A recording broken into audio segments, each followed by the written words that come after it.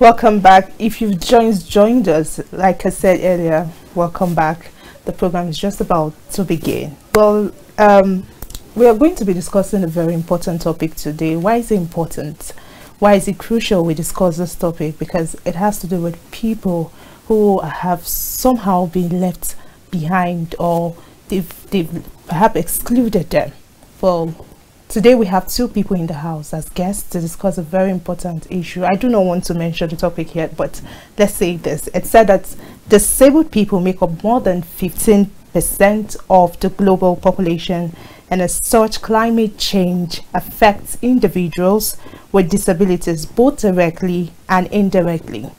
Individuals with disabilities are more likely to experience the effects of climate change on humans more acutely compared to those without disabilities. Typically, disabled people are most likely to be negatively affected by any form of emergency, whether it be an immediate emergency like a flood or tornado, or a gradual emergency like rising sea levels due to lack of access to emergency resource and the difficulty imposed by limited mobility. Why is it important to discuss climate change and persons with disabilities?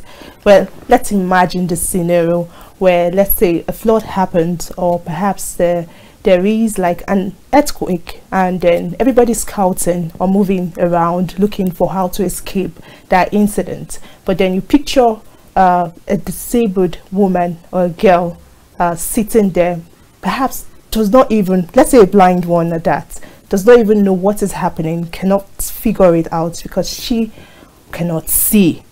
How do they escape? How do they find their way through? How, let's say for one who is on a wheelchair, how does she escape?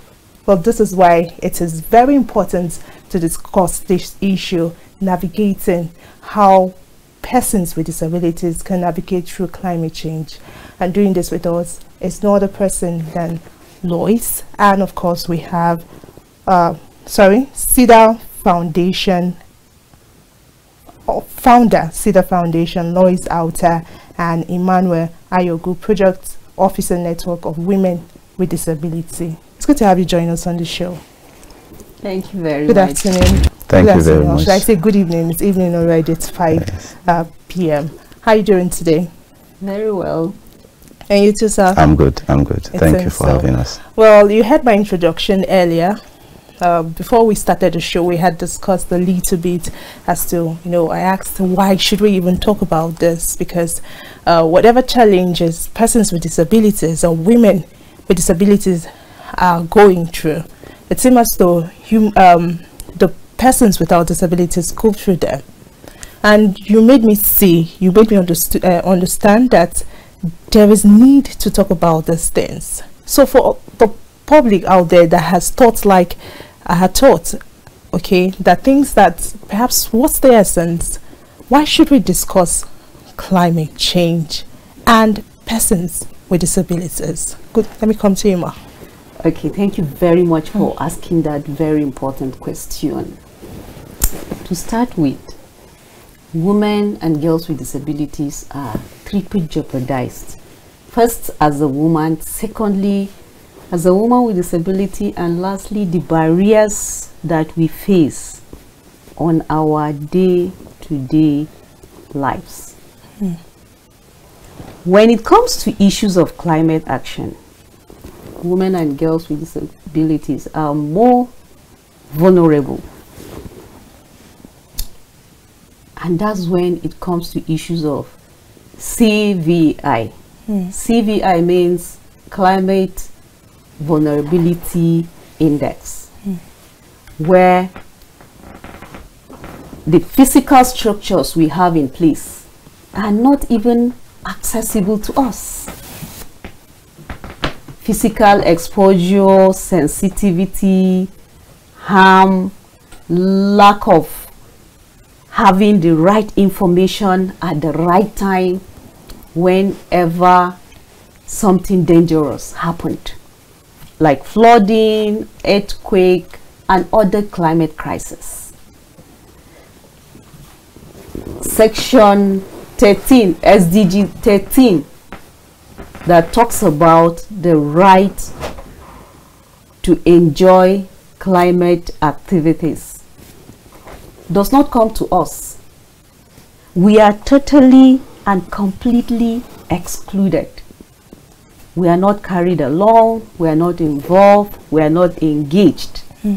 We are not even educated about issues of climate change. So how will we even know our rights? It is our right, first of all. First step is to know the right. And secondly, to be involved. How is federal government, state government, local government involving women and girls with disabilities? Okay, before we get there, Mr. Emmanuel, I would like to know, because life itself, it's said to be a survivor for the fittest.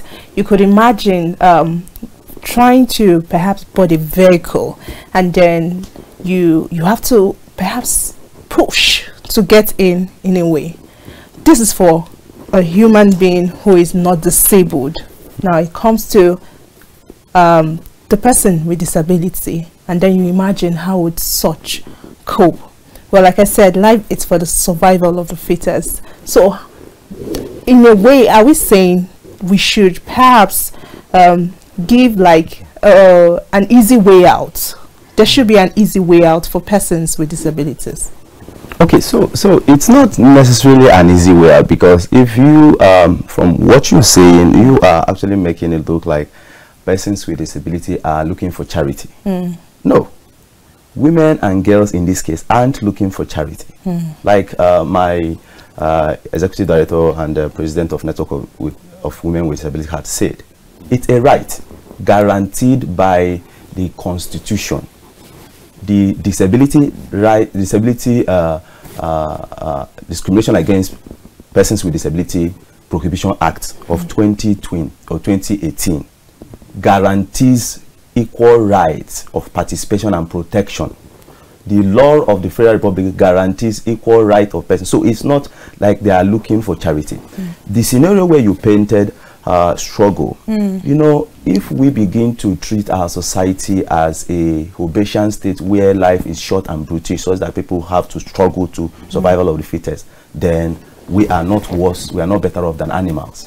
So we have to, that's why government takes out its time to plan on social safety network, social safety nets, to ensure that everyone is captured. That is what also is captured by in the laws that we have available, protecting the right of persons with it. So they are not actually asking for charity. We are asking for their right to be be adhered to. We're asking for government to make provisions and capture them in climate change programming, climate change actions. Okay, Madam Lois, please take us through some of the climate issues that persons with disabilities, I know I highlighted some in my introduction, but let's hear from the horse's mouth. What are the challenges that they often go through? Yes, one of them is resource allocation. Government do not prioritize issues of climate activities that are specifically allocated to persons with disabilities. What about policy development? Do we even have a policy on climate change for women with disabilities? The answer is no. And when it comes to universal design, have we designed everything in favor of women and girls with disabilities whenever a dangerous thing happened through climate crisis? It's a no. We are not captured, we are not involved in the planning stage, neither the implementation stage.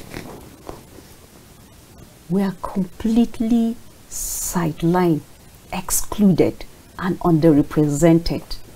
And this is why this conversation we're having right now is very key and important, because someone sitting at home will be able to know about CVI today, will be able to know that SDG 13 takes care of climate action if we are prioritized. So we need to start this conversation if we have not started. And if we have started, where are we? What stage are we? But how far have we gone in ensuring the rights of women and girls with disabilities? But has the conversation started? Do you think it has achieved attraction in a way it ought to be? No. The answer is no. Because COP28 came and gone. Now we are planning to go for COP29. How many representatives are from women and girls with disabilities community? Advocacy for Women with Disabilities Initiative have been doing a lot on this through the support of Disability Right Fund. Network of Women with Disabilities are doing well. Cedar Seed Foundation are doing a lot of things on climate change, planting trees and doing a lot of things to avoid deforestation and other issues. How are you encouraging this set of people? We are part of the government, whether you like it or not. Over 30 million citizens in Nigeria is not a small number. It's a number in another country within Africa or other continent. Then why are you playing with that number of people? How are you engaging us? We want to know the number of people from the disability community that are going for COP29. This is a very good question to all climate change actors. How are you engaging us? It's a question I leave for everyone. Thank you. Okay, I would like to ask, where do you think the lacuna is coming from? Is it that perhaps I know you've mentioned a lot about the involvement of women and girls in especially in spearheading the advocacy for all this. I've seen many advocacy out there. So, but what do you think is the issue? Is it that it's not getting to them yet, or what, Mr. Emmanuel? Okay, so where the lacuna is, actually, it starts from the policy itself.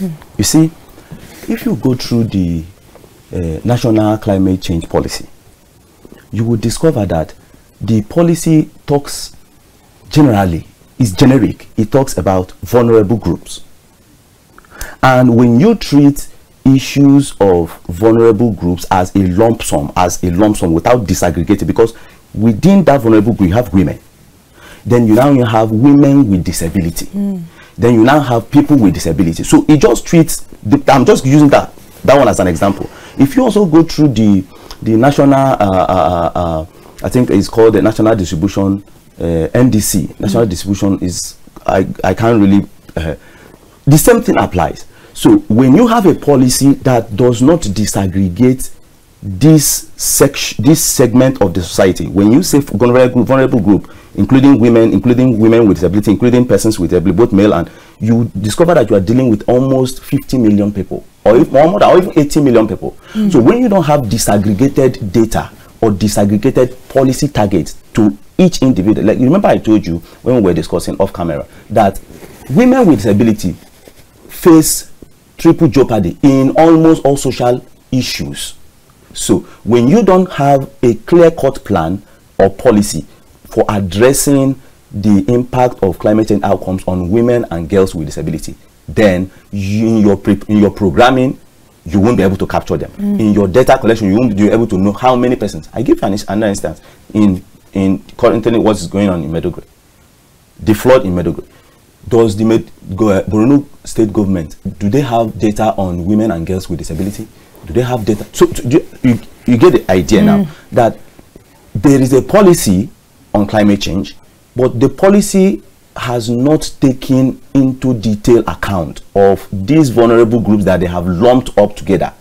These vulnerable groups, different segments are in them, and they require peculiar solutions to these climate change issues. So that is where the challenge is. Okay, it said that human activities have been the main driver of climate change, primarily due to the burning of fossil fuels like the coals and oil and gas. Do you think perhaps we should concentrate on mitigating the issues of climate change in a way? in terms of we should look at how we can actually reduce the climate change action in itself. Okay, so the thing is, the whole conversation, global conversation around climate change is actually building resilience. It's actually building. Okay, the resilience in itself. Yes, okay, my executive director had mentioned earlier how that Cedar Seed Foundation, NDW, is, you know, championing the issues of climate change by helping plant trees, and other initiatives that we are implementing.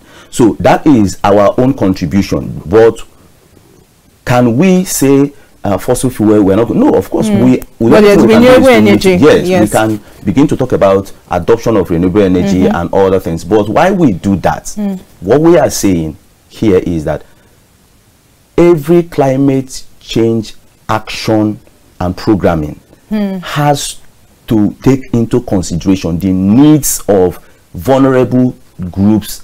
We need to break it down. Do you understand? Yes. That's what we're saying. And in this case, women and girls with disability, because they are the worst impacted by climate change outcomes. So, but perhaps maybe they don't see that they are impacted. Maybe you should take us through some of this, the impact of climate change on persons with disabilities, especially women and girls.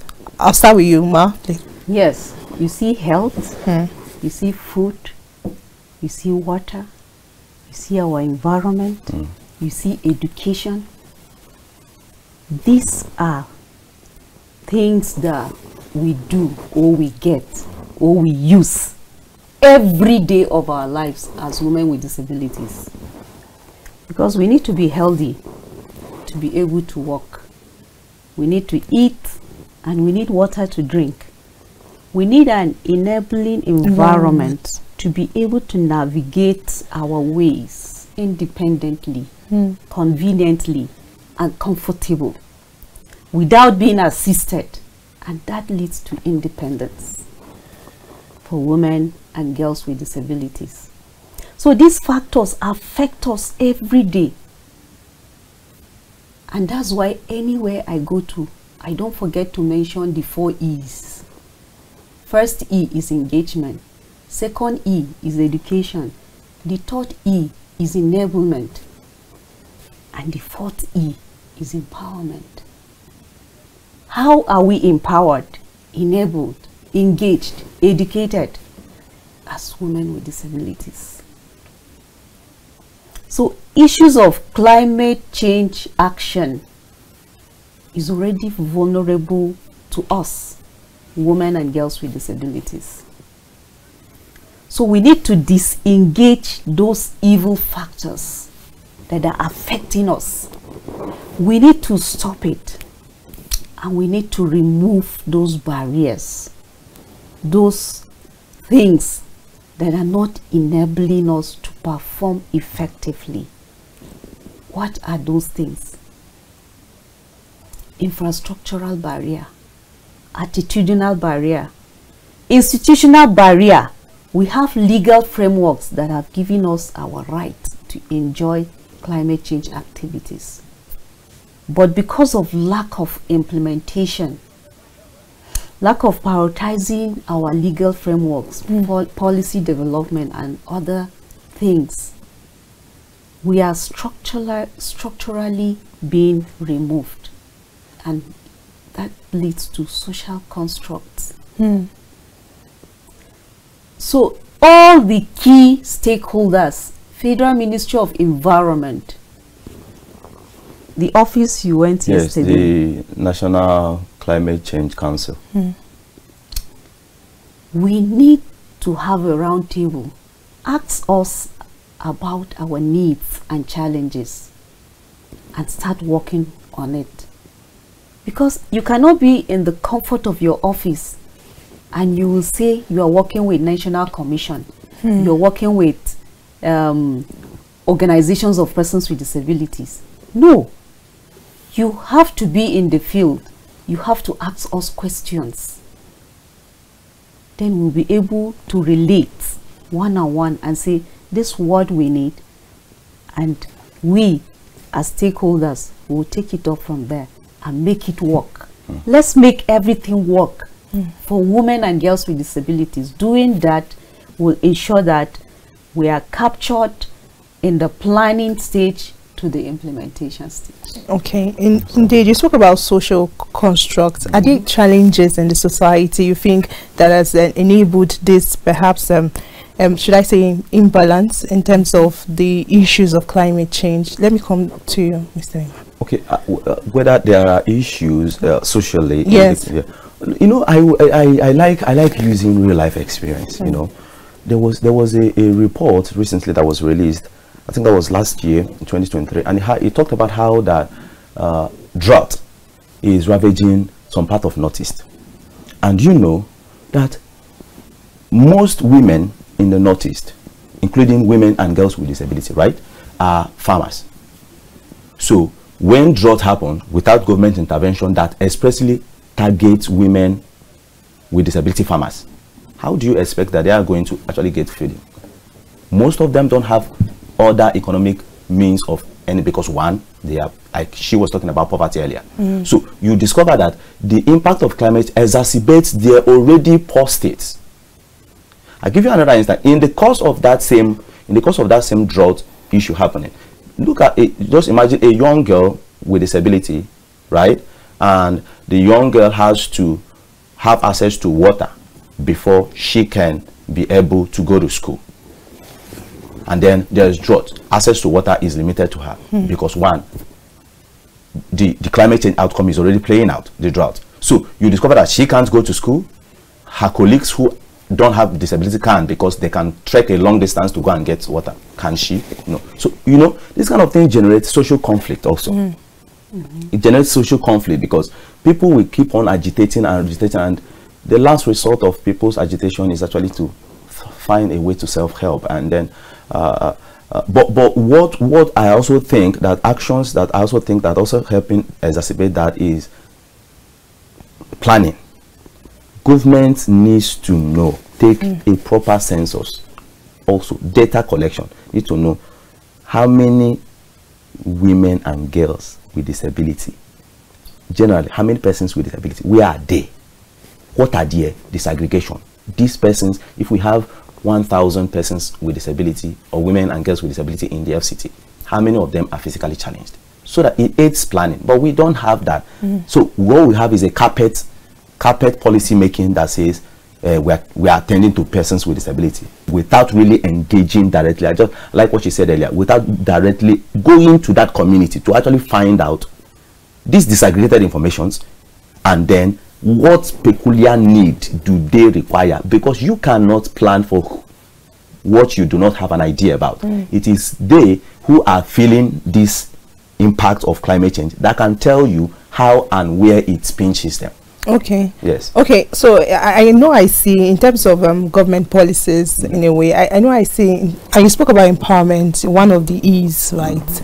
So in a way, I know I see a lot of perhaps empowerment for persons with disabilities. Are you saying that it's not centralized as to meeting the real needs of the persons with disabilities?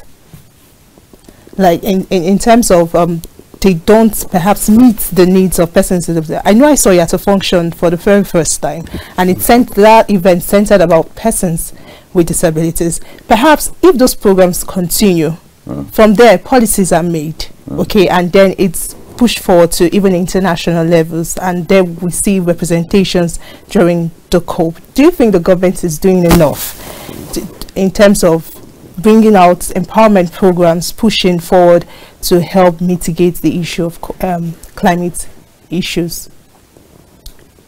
Yes, you raised a very good point. In the World Bank Education report, it states that 1 year of school for children or women or persons with disabilities, just 1 year of schooling, increases their awareness on climate activities with 9%. This is according to World Bank Education report. If 9% of education will be increased just by 1 year of schooling, whether as a child or as an adult with disabilities, this leads to reducing inequalities, goal 10 of Sustainable Development Goals.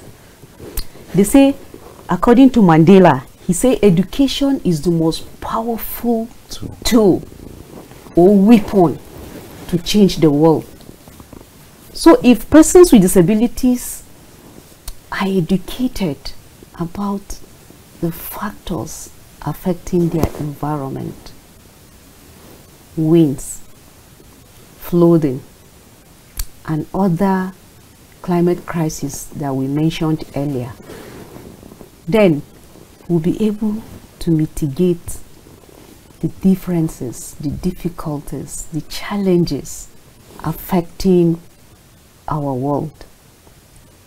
So creating awareness is very important in this question you raised. Let's get to know our environment. Let's be educated about it as a child, as a woman, as a person with disability. When we are educated, we'll be able to educate others and tell them, this is not right, this is right, let's follow this way, let's not do this. When we do this, this is what we will get. When we refuse to do this, these are the consequences. When this discussion begin to happen, then we'll be able to fight against factors of climate action. Okay, so I was asking the other time, I think I was asking someone, like, what best way can we drive home the point of persons with disabilities, climate actions, how we could mitigate the whole issue? And the person said that it has to start from within ourselves, even in the society, because we cannot have, when there's an inclusion, first of all, then perhaps we can start, before we even get to COP28, that's perhaps like a long journey. It's just like we're fighting for gender equality. Even in our homes, we have issues when it comes to gender roles from the very beginning, and that's why I asked that question. So in a way, for the family, because we spoke about, I gave a background, like a scenario as to when you see, let's imagine a blind person at the scene of a flood, and then the person cannot navigate his or her way. We're talking about women here. So the person could not navigate her way, and perhaps there are people around there. This is like an environment, and everybody's scouting for how to pass or how to get home alive, safe, and nobody is helping that person. Okay, it's an issue on its own. Okay, so it means that there's perhaps there's no inclusion. People are not looking out for other people. So I guess it has to start there. So what ways, in a way, can we drive home this point? Because we are pushing for the climate change, the resilience, but if we don't start within ourselves, then we cannot be looking for a bigger picture where there's still something drawing us back in our society. Are there other ways we can perhaps help ourselves, especially persons with disabilities, and helping those with disabilities? Yes, you know, education empowers, it equips, and it gives us skills.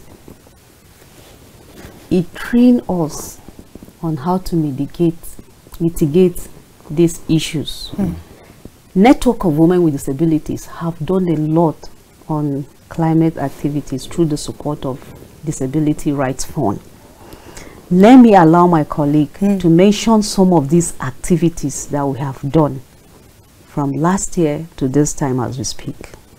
Okay, so just to pick up from where she stopped, we have trained, as a matter of fact, currently we just set up a climate change advocacy network comprising of women and girls with disability within the FCT, who would take it upon themselves to shout out their voice loud and make their voice heard, how climate outcomes is affecting them. So we did that. We have trained them this year. We trained about a total of 80 something or so, some virtually, some physically. We have also had stakeholder engagement this year. Stakeholder, where we invited key stakeholders in climate change conversation around in Nigeria to, you know, a table where we discuss, because it's a continuous conversation, just like she has also mentioned. It's a continuous conversation. Then, as Sios have also said earlier, we did an awareness that was done at the Federal Secretariat on the World Environmental Day. We went there, created awareness also. So we are doing a lot, actually. We are doing a lot. But more importantly, leadership is important. And why I say leadership is important is, if you go to the climate change, national climate change policy, one of the areas that it mandated is that it said all agencies, all institutions must create an environment that is sustainable. Yes. The question now is, how much of sustainability in the environment, meaning the structures of these agencies, how many of them are sustainable? So, for instance, if somebody who is on a wheelchair and is waiting for a cab, and then rain starts, and then the person wants to quickly enter one of government institutions so that you discover that the entrance of that place is not inclusive. The person cannot have access to it. So it is a thing that's why we are hammering critically on God, because once government take the leadership, other people will follow. Do you understand it? Other people will follow. So environmental sustainability is an accessibility, is important, so that when this climate change crisis outcome or this thing breaks out, people with disability, especially women and girls with disability, can easily navigate their way out of the danger zone into structures that are accessible. Okay, still talking about safety. Yes. I remember that at the time there was the information about task force in place to ensure that every organization or offices or perhaps has the rags for persons with disabilities. I want to know how the success story as to that, and also the government, in Nigerian government, what role have they been playing a major role in to ensure, still talking about safety, safety of persons with disabilities? That's my question. Yes, this question will be good that National Commission for Persons with Disabilities address it, because that's one of their rules. But I can say yes, I know they had a conversation with the chairman on disability matters at the National Assembly, and they've been able to start up a conversation on setting up a committee on that. Recently, I saw them having a discussion, a conversation on how to work with the security agencies to make sure this task force come into play, and they start working with all the key stakeholders, the duty bearers, the gatekeepers, and everyone involved. So it's a good thing that they have started this conversation. We hope that they will have more funding to be able to create more awareness about Nigerian Disability Act and all other legal frameworks, Violence Against Persons Prohibition Act and the rest. So be able to have our right as citizens in this country, because when we begin to implement, when we prioritize implementation, when we begin to support initiatives for implementation of the legal frameworks we have, we will see results than coming up or developing other policies. No, just like I mentioned, SDG, Goal 10 and Goal 13, they are already there. They are captured. It's a global document, global instrument. So we can use it to say, okay, Goal 10 and Goal 13 is about reducing inequalities and also climate action. How are you designing infrastructures universally that will make sure our rights are given to us to attend school independently, to be employed without asking questions, have a social security as a citizen with disability in this country, just like it's practiced in the developed countries like US, UK, and other developed countries. When are we beginning to ask such questions, those critical questions, sensitive questions that will hold government accountable on citizens with disabilities? Look at the hardship, the challenges, the difficulties people are facing. They don't have access to funding opportunities, no access to food. Food is a big issue right now, and it's part of the climate crisis we're talking about. We have farmers with disabilities, just like Emmanuel rightly said. How are you supporting them? It's not about asking someone to go to the garden and get a garden behind his house. No, it's beyond that. What plans? The disaster, we target disaster plans. What are the plans that you have for citizens with disabilities? The suffering is getting out of hand. I must speak this evening because we are the most affected, we are the most vulnerable women with disabilities. What plans do you have for them? Federal government, state government, local government. What are your plans in ensuring that women and girls with disabilities are involved in all your activities, government programs, projects? What are the representation when it comes to employment, when it comes to some programs you are giving to citizens? How many percentage, how many representatives are women and girls with disabilities? I leave you with this question.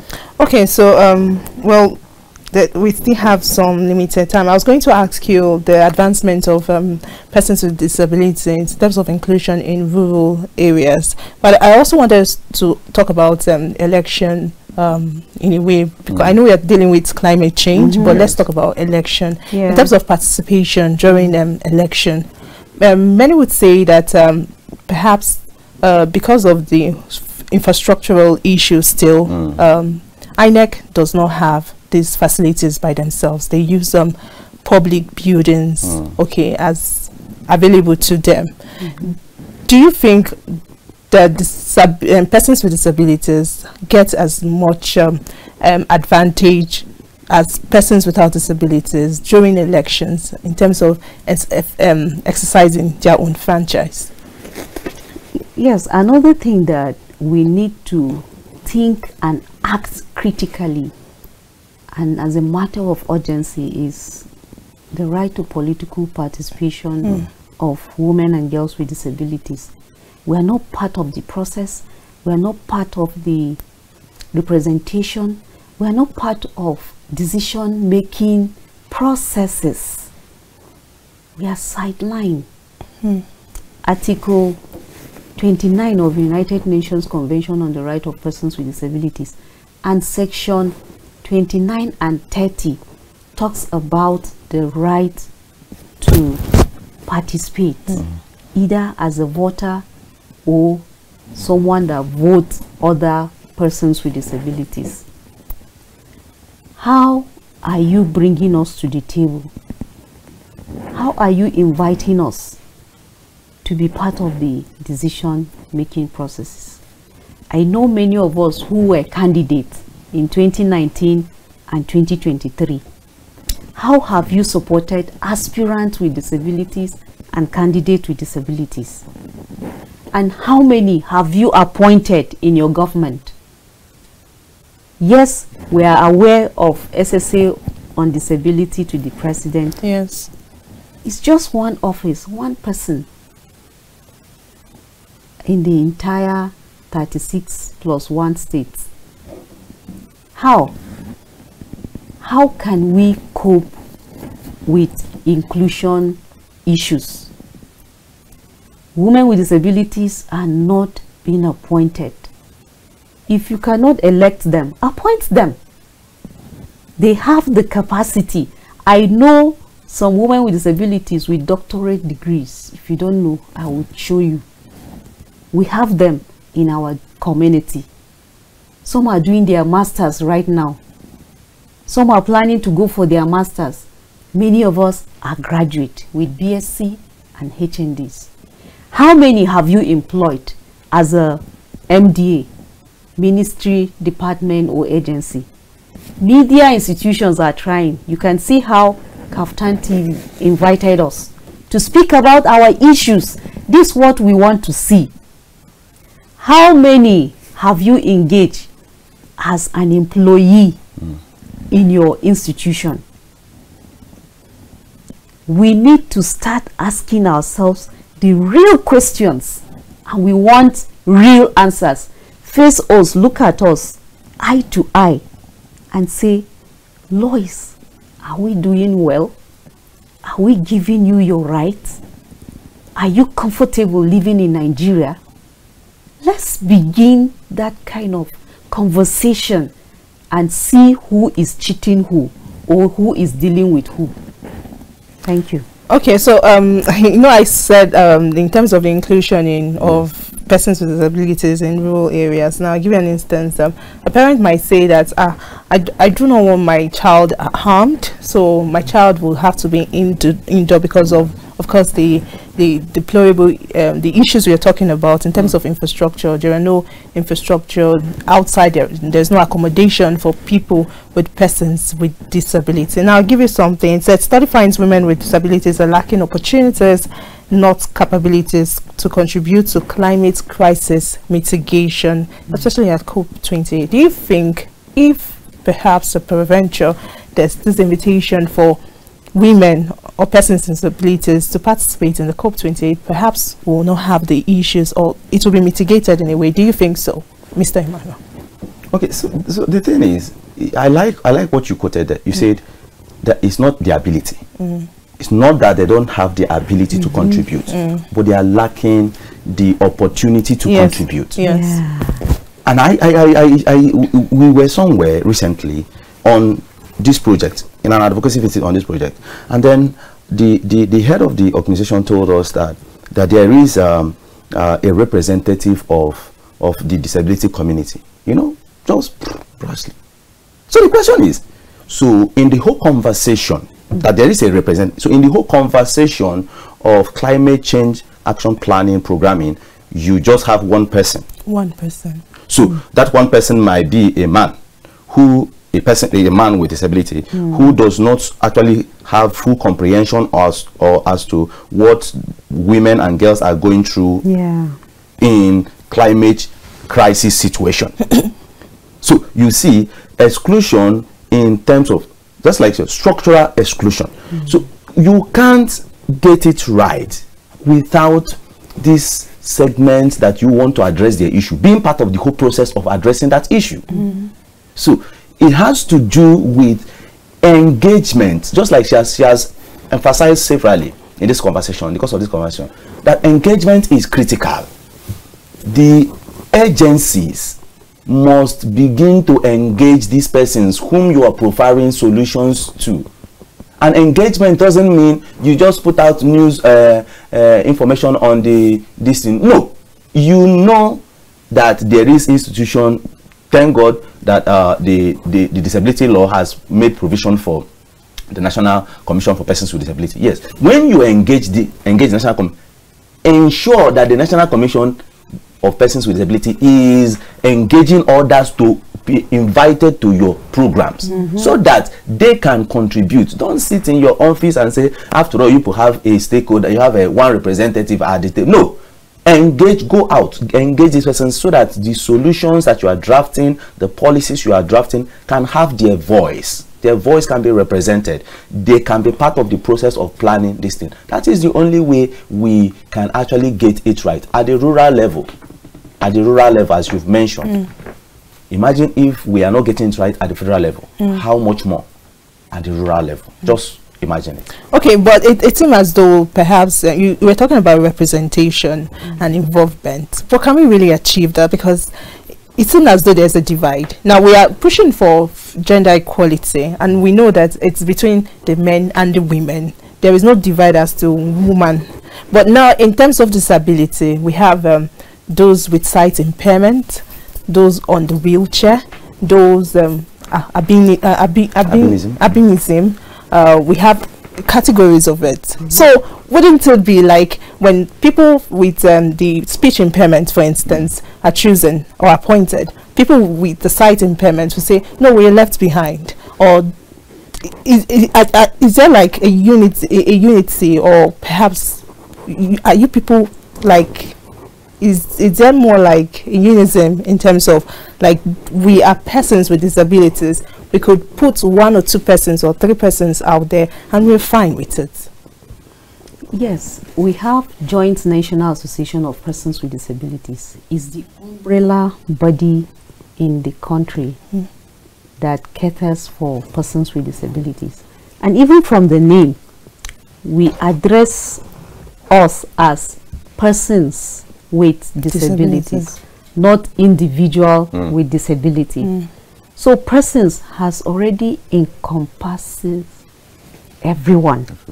The 6 clusters of disability that are recognized in Nigeria is being catered by Joint National Association of Persons with Disabilities. And the Disability Act also comes with National Commission for Persons with Disabilities, which was established in October 2020. And you made mention of something which we already have a 5% enforcement of every opportunity. So if women with disabilities are given all the platforms, the opportunities to thrive, 5% will be given to them. It is sad that in the National Assembly, women representation is not even up to 4%. So if women without disability are having these challenges, what about women with disabilities? That means the challenges are tripled. They are enormous. So we need to start re-strategizing, ensuring that our voices are heard and amplified, our rights are given to us, 5% representation, employment opportunities, training opportunities. And when you trained us, empower us with starter packs to enable us be self-reliant and financially independent. Doing that will make sure that we are included and we're carried along. Okay, so before we go, let me ask this question. Do you think global disability justice in climate disaster is actually achievable? We might not. When you say whether it's achievable, yes. In Nigeria, it's achievable in Nigeria, but it is a continuous conversation. It's not something that we will say we must achieve tomorrow, but we must see effort that is tended towards that way. So if we say we are faced here, this is what we want to achieve. We want to see equal measure of effort towards that direction. Not just that we will say, before we close, do you know that in the policy I talked about earlier, the national climate change policy, that it actually said that every agency, institution must have a desk. So imagine if in that desk or in this policy, each person, each agency has persons with disability or women with disability working there. Those as guaranteed by the law, because 5% employment is actually reserved for persons with disability in Nigeria. So if all agencies have these persons employed in there, then of course they will be speaking out to ensure that the environment is sustainable, is accessible. But that's why we're also calling that if we want to achieve climate justice, we must do the working also to accompany the talking that we are also talking. Indeed. Thank you, Emmanuel Ayogu, Project Officer, Network of Women with Disability. And to you, Madam Lois Auta, founder, Cedar Seed Foundation. It's been a wonderful time discussing this important topic of the impacts of climate change on persons with disabilities. It's been a wonderful time. Well, we have to go now. Thank you, viewers, for joining us on the show. I hope you've learned a thing or two on this program today. Indeed, the justice for climate change for persons with disabilities can really be achieved, but it takes two to tango. So it's your job, my job, our job to achieve that. Until next time, my name remains Victoria Agbi-Idoko. Good evening.